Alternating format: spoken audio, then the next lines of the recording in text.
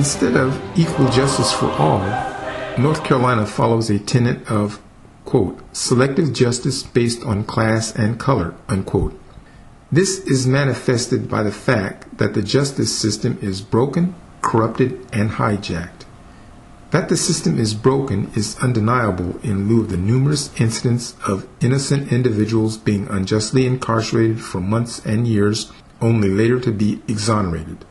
A few of North Carolina's wrongfully incarcerated include Eric Daniels, James Arthur Johnson, Floyd Brown, Alan Gale, Carletta Alston, and Kenneth Canganera. Distinguished UNC Chapel Hill law professor Rich Rosen, in a recent paper, cited that the Tar Heel state lagged only behind the states of Illinois and Louisiana in the number of death row inmates found later to be innocent of committing capital crimes. Of those innocents who have been wrongfully sentenced to death or life include Darrell Hunt, Glenn Edward Chapman, Levon Bo Jones, Gregory Taylor, and Joseph Sledge, all of whom have been deprived of precious decades of freedom, lost years in the prime of their lives for which no amount of money can compensate.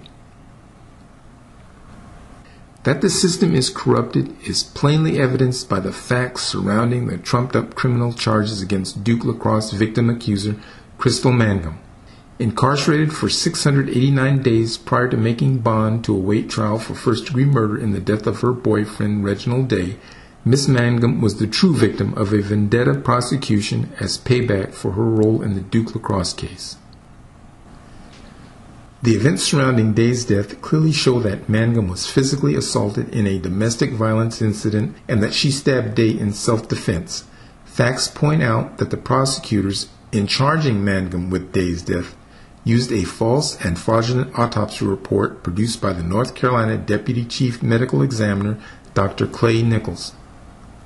Discrepancies in the medical findings are readily apparent between the autopsy report and all of the other medical records, including the operative report, orthopedic consultation report, EMS records, and other documents found in prosecution discovery. Another problem with the autopsy report is its conclusion that Day died due to, quote, complications of a stab wound to the chest, unquote. This is not merely misleading or disingenuous, but an outright lie.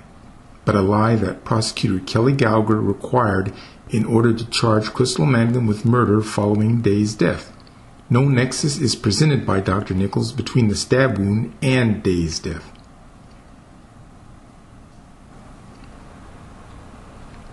All indications are that the emergency surgery for the wound that was not considered to be life-threatening went well, with Reginald Day's prognosis for a full recovery. Dr. Nichols conveniently omitted the events that contributed to Day's death, that included delirium tremens, an esophageal intubation that precipitated cardiac arrest and brain death, a week-long comatose state, and the elective removal from life support by the medical staff at Duke University Hospital that resulted in Day's demise. The autopsy report can be compared with other medical records and documents in order to support the premise that the true cause of Day's death had nothing to do with the stab wound, but rather the errantly placed endotracheal tube.